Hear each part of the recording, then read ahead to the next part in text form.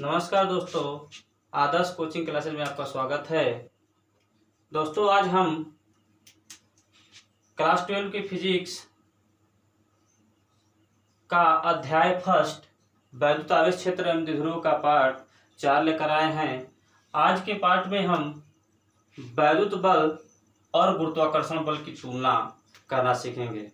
वैद्युत बल जो कूलाम का नियम है, जो बल का सूत्र मिलता है कूलाम के नियम से, वही वैद्युत बल का सूत्र जो था वो, और कक्षा 11 में आप न्यूटन का गुरुत्वाकर्षण का नियम पढ़े हैं, उसका सूत्र जो है एफ वाला सूत्र, एफ बराबर G(m1m2/r² वाला सूत्र से इन दोनों का जो है हम लोग तुलना करेंगे और तुलना करके ये देखेंगे कि दोनों में क्या समानता है, क्या असमानता है दोनों बलों में। यानी जो है आज का वीडियो जो है बहुत ही अच्छा जाने वाला है। आप लोग इसको जो है अंत तक देखिएगा, बहुत ही इंटरेस्टिंग पॉइंट है ये, और आपको रटने की कुछ ज़रूरत नहीं है। एकदम सिंपल लैंग्वेज में आपको जो है फिजिक्स बताई जा रही है। आप जो है इससे वीडियो को पूरा अंत तक देखा करें, अनदेखा ना करें। तो दोस्तों, आज आते हैं हम स्थिर वैद्युत बल और गुरुत्वाकर्षण बल की तुलना कैसे होता है। तो हम क्या जानते हैं, आप कक्षा 11 में यह पढ़े होंगे कि न्यूटन का गुरुत्वाकर्षण का नियम, और अभी मैं इसके पिछले पार्ट में यानी पहला, दूसरा और तीसरे पार्ट में मैं जो है कूलाम के नियम का जो है चर्चा किया था। अगर आप उस वीडियो को नहीं देख पाए हैं तो उसे जाकर प्लेलिस्ट में ज़रूर देख लें, तब जाकर मेरी बताई हुई हर एक बात जो है इस पार्ट का समझ में आएगा। चलिए दोस्तों, शुरुआत करते हैं। स्थिर वैद्युत बल तथा गुरुत्वाकर्षण बल की तुलना में सबसे पहली चीज कि जो हम बेसिक जानते हैं पहले का, उसी को उठाते हैं, और उठाने के बाद इन दोनों बलों में क्या समानता है और क्या असमानता है, इसके बारे में हम आपकी चर्चा कर रहे हैं यहाँ पर। तो आप लोग जानते हैं, यानी हम जानते हैं कि दो आवेशों के बीच लगने वाला वैद्युत बल, दो आवेशों के बीच कौन सा बल लगता है, आवेश के बीच में क्या कौन सा बल लगता है, दो आवेशों के बीच लगने वाला वैद्युत बल यह बराबर 1/4πε0 Q1 Q2/r²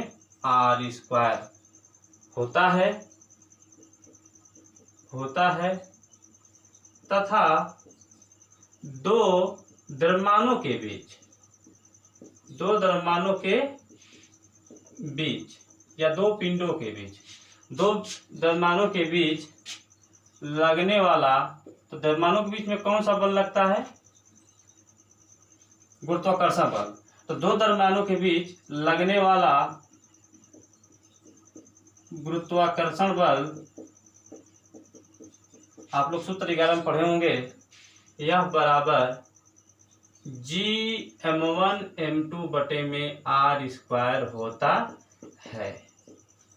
दोस्तों, हमने क्या बताया कि हम लोग जो बेसिक पढ़कर आए हैं पीछे के, उसी बेसिक को हमने पहले उठाया, और उठाने के बाद हम लोग अब इतना करने के बाद हम लोग तुलना करना सीखेंगे कि इन दोनों की तुलना हम लोग करें। तो तुलना करने का मतलब इन दोनों बलों में क्या असमानता है और क्या समानता है। सबसे पहले चीज, इन दोनों बलों की में हम लोग जो है पहले समानताएं सीखते हैं कि दोनों बलों में समानता क्या है। समानताएं, इन दोनों बलों की समानताएं को हम लोग सीखेंगे कि दोनों बलों में समानताएं क्या है। तो दोस्तों, हम लोग चलते हैं कि दोनों बल, आप दोनों बलों के सूत्र को आप देखें। जो मैं एक बार फिर से बोल देता हूं, जो स्टूडेंट्स अभी नए हैं चैनल पे और वो पीछे का पार्ट नहीं देखे हैं, तो कृपया करके पीछे के तीनों पार्ट को आप लोग देख लें, ताकि जो है आपको कोई समस्या ना हो इसको समझने में। और आगे एक एक पॉइंट मैं जोड़ता जाऊंगा, बहुत इंपॉर्टेंट पॉइंट, बस जितना पढ़ा ना उतना आप लोग पढ़ते रहिए। देखिए दोस्तों, मैंने बताया यही है कि हम जानते हैं कि दो आवेश है क्यू, आवेश को क्यू से दिखाते हैं, दो आवेशों के बीच लगने वाला बल यह बराबर 1/4πε0 Q1Q2/r² होता है। कूलाम का नियम यही था, तथा दो द्रव्यमानों के बीच लगने वाला गुरुत्वाकर्षण बल G(m1m2/r² होता है। इससे आप परिचित होंगे। तो इन दोनों में समानता, पहली समानता क्या दिख रही है? पहली समानता तो इसमें एक चीज दिख रही है, ये नियतांक, इसका नियतांक अलग है, इसका नियतांक अलग है, दोनों का मान अलग है, तो ये तो समानता नहीं है। ठीक, पहली समानता नहीं है। दूसरी समानता हम लोग देखते हैं, यहाँ पर कि आवेश है, दो आवेशों के बीच यह बल लगता है, जबकि ये दो द्रव्यमानों के बीच बल लगता है, तो ये भी तो समानता नहीं है, असमानता है। लेकिन एक चीज आप देख रहे होंगे कि दोनों बल के नीचे r² है, यहाँ पर भी r² है। तो हम लोग क्या कर सकते हैं कि ये दोनों बल दूरी के व्युत्क्रम वर्ग के नियम का पालन करते हैं। नीचे है F = 1/r², r² हो गया, व्युत्क्रमानुपाती हो गया। तो इसको शब्दों में कैसे बोलेंगे कि यह दोनों बल का मतलब क्या? वैद्युत बल और गुरुत्वाकर्षण बल, दोनों बल दूरी के व्युत्क्रमानुपाती यानी व्युत्क्रम वर्ग है। दोनों बल दूरी के व्युत्क्रम वर्ग के नियम का पालन करते हैं। पहला इसमें समानता ये आ गया कि दोनों बल दूरी के व्युत्क्रम वर्ग के नियम का पालन करते हैं। पहला समानता तो ये आ गया। इसकी दूसरी समानता क्या है? आप इन दोनों बलों के बारे में जानते होंगे कि ये बल आकर्षित करता है, ये भी बल आकर्षित करता है। तो ये दोनों बल जो है आकर्षित करते हैं, ये आकर्षित भी करता है और प्रतिकर्षित भी करता है। ये बल आकर्षित और प्रतिकर्षित दोनों करता है। मैंने बताया था कि दो आवेशों के बीच लगने वाला आकर्षण अथवा प्रतिकर्षण बल है कूलाम के नियम में। तो ये दोनों बल जो होते हैं केंद्रीय एवं संरक्षी होते हैं। दोनों बल केंद्रीय एवं संरक्षी होते हैं। तो पहली समानता दोस्तों मैंने ये बताया कि दोनों बल दूरी के व्युत्क्रम वर्ग के नियम का पालन करते हैं। ये सूत्र से आपने देखा। यहाँ पर यह बताया गया कि दोनों बल केंद्रीय एवं संरक्षी होते हैं। दोस्तों ज्यादा जो है वीडियो लंबा हो जाता है, इसलिए ज्यादा ना समझाते हुए हम जो है आप लोग अगर नहीं समझ में आता है तो वीडियो को जो है बार बार देख लें ताकि आपको समझ में आ जाए। अब हम चलते हैं असमानताएं।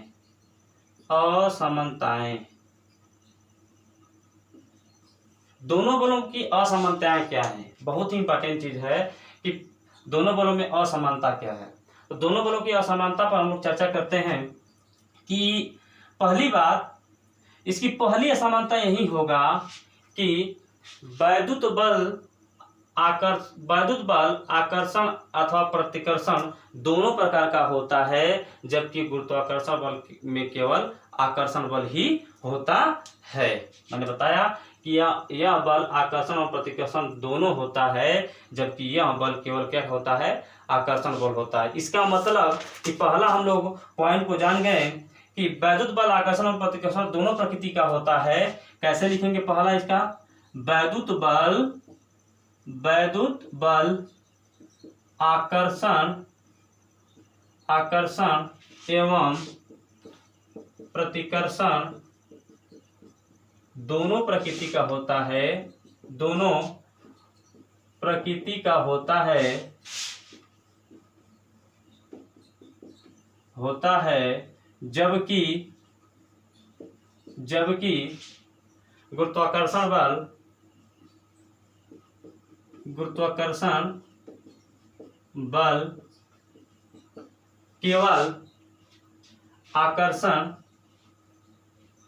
जबकि गुरुत्वाकर्षण बल केवल आकर्षण प्रकृति का होता है, केवल आकर्षण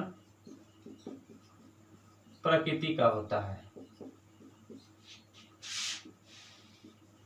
तो दोस्तों एक मैंने असमानता तो बहुत महत्वपूर्ण असमानता बता दिया कि वैद्युत बल जो है आकर्षण और प्रतिकर्षण दोनों प्रकृति का होता है, जबकि गुरुत्वाकर्षण बल केवल आकर्षण प्रकृति का ही होता है। अगला बात आता है कि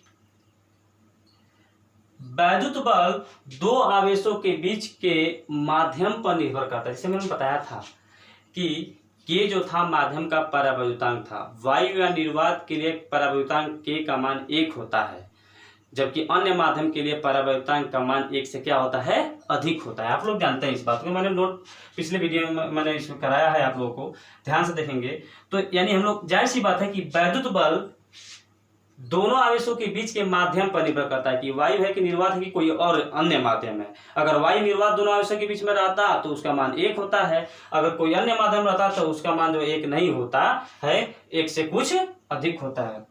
यानी वैद्युत बल दोनों आवेशों के बीच के माध्यम पर निर्भर करता है, जबकि गुरुत्वाकर्षण बल दोनों द्रव्यमानों के बीच के माध्यम पर निर्भर नहीं करता है। ये बहुत इंपॉर्टेंट जो है दूसरा इसकी असमानता हो गई।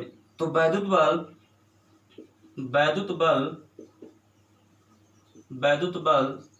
दोनों आवेशों के बीच के माध्यम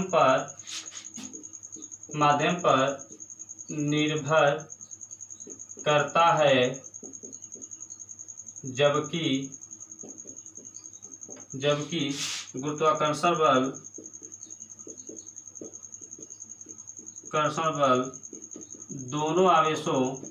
बल दोनों आवेशों के बीच के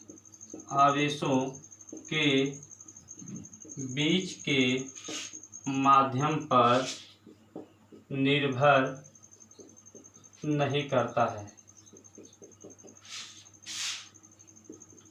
जबकि गुरुत्वाकर्षण बल दोनों आवेशों के बीच के माध्यम पर निर्भर नहीं करता है। ये पहली असमानता, यानी एक तरह से असमानता मतलब अंतर ही समझिए, दोनों में क्या अंतर है। वैद्युत बल आकर्षण और प्रतिकर्षण दोनों प्रकृति का होता है, जबकि गुरुत्वाकर्षण बल केवल आकर्षण प्रकृति का होता है। वैद्युत बल दोनों आवेशों के बीच के माध्यम पर निर्भर करता है, जबकि गुरुत्वाकर्षण बल दोनों आवेशों के बीच के माध्यम पर निर्भर नहीं करता है। दोस्तों क्लियर हो जा रही होगी मेरे हिसाब से। तीसरी बात इसकी ये हुई कि पहली बात एक अलग एक और इसमें नोट आता है कि दो इलेक्ट्रॉनों के बीच लगने वाला वैद्युत बल गुरुत्वाकर्षण बल से 10⁻43 गुना बड़ा होता है, जबकि दो प्रोटॉनों के बीच लगने वाला वैद्युत बल गुरुत्वाकर्षण बल से 10⁻36 गुना बड़ा होता है। मैं इस नोट को अभी बाद में देता हूं, अभी एक तीसरा इसका जो है असमानता ये जान लेते हैं कि वैद्युत बल गुरुत्वाकर्षण बल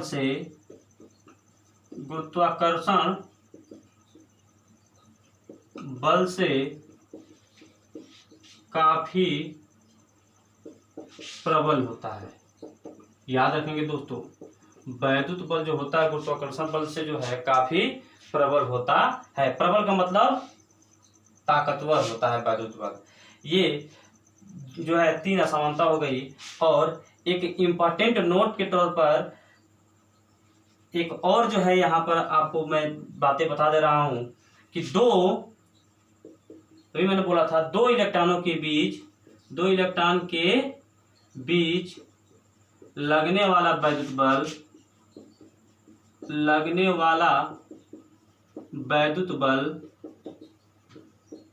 बल उनके बीच लगने वाले गुरुत्वाकर्षण बल से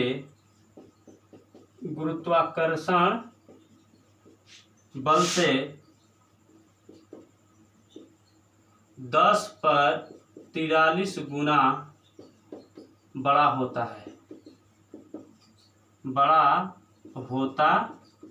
है। एक तथा जबकि दो प्रोटॉनों के बीच लगने वाला वैद्युत वैद्युत बल गुरुत्वाकर्षण बल से उनके बीच लगने वाले गुरुत्वाकर्षण बल से 10⁻36 गुना बड़ा होता है। तो दोस्तों ये रहा वैद्युत बल तथा गुरुत्वाकर्षण बल की तुलना। आप लोग इस बातों को मैं 2 मिनट में और एक बार फिर से चर्चा कर रहा हूँ, आपको समझा दे रहा हूँ, आप लोग समझ जाएंगे चीज़ों को तो बहुत ही अच्छा होगा। मैंने बोला है कि स्थिर वैद्युत बल कूलाम का नियम जब मैंने बताया तो वहीं से वैद्युत बल का सूत्र निकल गया था। यह बराबर Q1/4πε0 Q1 Q2 बटे में r²। कक्षा 11 का सिलेबस में आप पढ़े हैं कि न्यूटन के गुरुत्वाकर्षण के नियम में कि यह बराबर होता है Gm1m2 बटे में r²। तो दोस्तों मैंने इन दोनों की तुलना कराते समय सबसे पहली चीज़ तो पहले यही लिख देंगे कि हम जानते हैं कि 2 आवेशों के बीच लगने वाला वैद्युत बल यह बराबर 1/4πε0 Q1 Q2 बटे में r² होता है तथा 2 द्रव्यमानों के बीच या 2 पिंडों के बीच लगने वाला गुरुत्वाकर्षण बल Gm1m2 बटे में r² होता है। तो इन दोनों में हम समानता को जानते हैं क्योंकि तुलना कराना है। तो तुलना में मतलब कि इन दोनों में क्या समानताएं हैं और क्या इन दोनों में असमानताएं हैं यानी अंतर है। कोई आपसे अंतर पूछे या असमानता पूछे तो यही आप लोग आंसर देंगे, यही वाला आंसर। समानता पूछे तो ये बताएंगे। तो समानता इसमें यही है कि दोनों बल में आप देखेंगे तो नीचे r है, r का स्क्वायर है और दोनों व्युत्क्रमानुपातिक यानी व्युत्क्रम है, उल्टा है। f का जो है उल्टा r है तो इसको व्युत्क्रम वर्ग कहेंगे। तो मतलब ये हुआ कि दोनों बल दूरी के, दोनों बल यानी वैद्युत बल और गुरुत्वाकर्षण बल दोनों बल दूरी के व्युत्क्रम वर्ग के नियम का पालन करते हैं। ये पहला इनमें समानता हो गया। और दूसरा समानता इसका ये है कि दोनों बल केंद्रीय एवं संरक्षी होते हैं। संरक्षी बल आप 11 में पढ़े होंगे, मैं ज्यादा यहाँ पर नहीं चर्चा करूंगा। तो दोनों बल केंद्रीय एवं संरक्षी होते हैं। असमानताएं इनमें क्या होगी तो पहली तो ये असमानता आप लोग खूब सिंपल से दे सकते हैं कि वैद्युत बल आकर्षण एवं प्रतिकर्षण दोनों प्रकृति का होता है जबकि गुरुत्वाकर्षण बल केवल आकर्षण प्रकृति का ही होता है। पहला महत्वपूर्ण जो है ये हम लोग का क्या है असमानता हुआ। फिर इसके बाद मैंने बताया कि बहुत इंपॉर्टेंट इसका दूसरा भी असमानता हो गया या अंतर हो गया कि वैद्युत बल दोनों आवेशों के बीच के माध्यम पर निर्भर करता है जबकि गुरुत्वाकर्षण बल दोनों आवेशों के बीच के माध्यम पर निर्भर नहीं करता है। और तीसरी महत्वपूर्ण बात यह हुई कि वैद्युत बल गुरुत्वाकर्षण बल से काफी प्रबल होता है। उसका नीचे एग्जाम्पल के तौर पर ही यहाँ पर बातें बोल दी गई, इंपॉर्टेंट नोट के तौर पर बातें बोल दी गई कि 2 इलेक्ट्रॉनों के बीच लगने वाला वैद्युत बल उनके गुरुत्वाकर्षण बल से 10⁻43 गुना बड़ा होता है। इसका मतलब जाहिर सी बात है कि इलेक्ट्रॉन पर लगने वाला वैद्युत बल उन्हीं इलेक्ट्रॉनों के बीच लगने वाले गुरुत्वाकर्षण बल से 10⁻43 गुना बड़ा हो गया। और 2 प्रोटॉनों के बीच लगने वाला वैद्युत बल 2 प्रोटॉनों के बीच लगने वाला वैद्युत बल उन्हीं दोनों प्रोटॉनों के बीच लगने वाले गुरुत्वाकर्षण बल से 10⁻36 गुना बड़ा होता है। ये रहा आपका वैद्युत बल तथा गुरुत्वाकर्षण बल की तुलना। दोस्तों मैं एक बात और आपसे क्लियर कर देना चाहता हूं कि अब हम लोग जो है बहुत सी चीजों का हम लोग निगमन करना चलेंगे। बहुत सी सूत्र आएंगे जिनको अच्छी स्थिति निरक्षी स्थिति सबका निगमन होगा। बस जो है पार्ट 5 या 6 में आपका जो है निगमन को समाप्त कर दिया जाएगा और चैप्टर धीरे धीरे जो है समाप्त होगा आपका। तो अभी हम एक दो और चीजें बताकर जो है वीडियो को जो है खत्म करेंगे। देखिए दोस्तों अगला ये बहुत ही अच्छा जो है मैंने क्वेश्चन आप लोगों के समक्ष रखा है। अगला बात ये आता है वैद्युत क्षेत्र। वैद्युत क्षेत्र अब हम लोग स्टार्टिंग ले रहे हैं, निगमन की ओर धीरे धीरे बढ़ रहे हैं। वैद्युत क्षेत्र, वैद्युत क्षेत्र किसे कहते हैं इस पर हम लोग चर्चा करते हैं।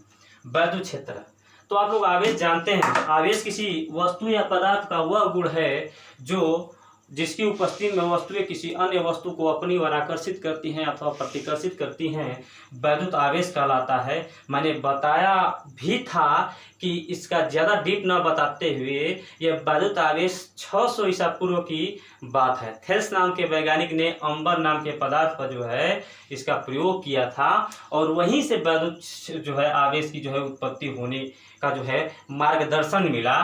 तो वो सब बातें तो रही, वो अलग बात है, लेकिन वैद्युत क्षेत्र किसे कहते हैं आप लोग बहुत गौर से जानेंगे। जब तक आवेश नहीं जानेंगे तब तक वैद्युत क्षेत्र नहीं जानेंगे। तो वैद्युत क्षेत्र किसे कहते हैं कि किसी आवेश के चारों ओर का वह क्षेत्र, जब कहीं भी आवेश होगा तो उसके चारों ओर एक क्षेत्र स्थापित हो जाएगा। जबकि आप जो है, जैसे आप कक्षा 10 में चुंबकीय क्षेत्र का परिभाषा बताया गया था कि जब किसी चुंबक, कहीं भी चुंबक रख दिया जाता है मैग्नेट, तो उसके चारों ओर एक क्षेत्र स्थापित हो जाता है। उस क्षेत्र को चुंबकीय क्षेत्र कहते हैं। इसमें जो ही लोहे का किसी पदार्थ को, चुंबकीय पदार्थ को लाते हैं तो इसको यह आकर्षित करता है। बिल्कुल वही काम यहाँ पर जो है वैद्युत क्षेत्र की बात होती है कि जब कहीं भी आवेश होता है तो उसके चारों ओर एक क्षेत्र स्थापित हो जाता है, जिसमें किसी अन्य परीक्षण आवेश को हम लोग लाते हैं तो वह जो है आकर्षण अथवा प्रतिकर्षण बल का अनुभव करता है। इसे ही हम लोग कहते हैं क्या, वैद्युत क्षेत्र। तो वैद्युत क्षेत्र का परिभाषा, इसको परीक्षण आवेश कहा जाता है। परीक्षण आवेश को किसे दिखाते हैं, इसको गौर से देखिएगा, नोट कीजिएगा दोस्तों। परीक्षण आवेश को जो है Q0 से दिखाया जाता है। Q0 से परीक्षण आवेश को किसे दिखाया जाता है, Q0 से। बहुत इंपॉर्टेंट बातें मैं समझा रहा हूं। तो वैद्युत क्षेत्र किसे कहते हैं, तो किसी आवेश के चारों ओर का वह क्षेत्र, जैसे चुंबक के चारों ओर का वह क्षेत्र था, वही लैंग्वेज, एकदम सिंपल लैंग्वेज बताया जा रहा है कि किसी आवेश के चारों ओर का वह क्षेत्र जिसमें किसी परीक्षण आवेश को लाने पर वह आवेश आकर्षित होता है अथवा प्रतिकर्षित होता है, तो उसी क्षेत्र को हम लोग क्या कहते हैं, जो है वैद्युत क्षेत्र कहते हैं। फिर से परिभाषा सुनिए दूसरे रूप में। किसी आवेश के चारों ओर का वह क्षेत्र जिसमें किसी अन्य परीक्षण आवेश को लाते हैं तो वह परीक्षण आवेश आकर्षित होता है इसकी ओर या इससे दूर जाता है, इसे ही कहते हैं हम लोग क्या, वैद्युत क्षेत्र कहते हैं। परिभाषा लिख दे रहे हैं, किसी आवेश के चारों ओर का वह क्षेत्र, किसी आवेश के चारों ओर का वह क्षेत्र, आवेश के चारों ओर का वह क्षेत्र जिसमें किसी परीक्षण आवेश को लाए जाने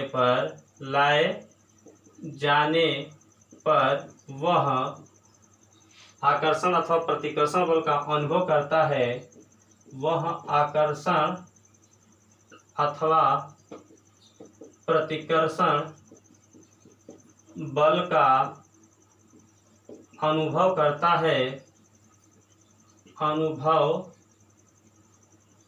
है वैद्युत क्षेत्र कहलाता है। वैद्युत क्षेत्र कहलाता है। याद रखेंगे दोस्तों, किसी आवेश के चारों ओर का वह क्षेत्र जिसमें किसी अन्य परीक्षण आवेश को लाए जाने पर वह परीक्षण आवेश आकर्षण अथवा प्रतिकर्षण बल का अनुभव करता है, वैद्युत क्षेत्र कहलाता है। इसके बाद आता है एक पॉइंट और दोस्तों, याद रखेंगे आप लोग, वैद्युत क्षेत्र की तीव्रता। वैद्युत क्षेत्र की तीव्रता, वैद्युत क्षेत्र की तीव्रता किसे कहते हैं, वैद्युत क्षेत्र की तीव्रता। तो वैद्युत क्षेत्र की तीव्रता, वैद्युत क्षेत्र जब जान गए आप तो उसके बाद वैद्युत क्षेत्र की तीव्रता बहुत छोटा छोटा परिभाषा है और बहुत इंपॉर्टेंट परिभाषा है। इसमें से एक नंबर जो है पिछले जो है इसी बार के बोर्ड के एग्जाम में आया था 2020 में कि वैद्युत क्षेत्र की तीव्रता का मात्रक क्या होता है, बीमा क्या होता है, या मात्रक पूछ सकता है या बीमा पूछ सकता है। तो वो चीजें मैं अभी चर्चा कर रहा हूँ। तो वैद्युत क्षेत्र की तीव्रता बहुत इंपॉर्टेंट है, इसको आप लोग देखेंगे वैद्युत क्षेत्र की तीव्रता किसे कहते हैं। तो वैद्युत क्षेत्र में, ये तो वैद्युत क्षेत्र बन गया, इस आवेश के चारों ओर का जो क्षेत्र हो गया वैद्युत क्षेत्र बन गया। तो वैद्युत क्षेत्र में स्थित, चाहे रखे या स्थित, वैद्युत क्षेत्र में स्थित किसी परीक्षण आवेश पर लगने वाला बल, जब परीक्षण आवेश जाएगा तो ये आवेश इस पर बल लगाएगा कि नहीं लगाएगा, वो बल कैसा लगाएगा, या तो ये खींचेगा या तो इसको अपने से दूर ले जाएगा। मतलब या तो ये आकर्षित करेगा, यानी ये परीक्षण आवेश या तो इस आवेश की ओर आकर्षित होगा या प्रतिकर्षित होगा। मतलब क्या हो गया, आप लोग गौर से इसको देखेंगे कि वैद्युत क्षेत्र में रखे परीक्षण आवेश पर लगने वाला बल, जो ही रखेंगे इस पर बल लगेगा कि नहीं लगेगा, लगेगा। कौन सा बल, वैद्युत बल लगेगा।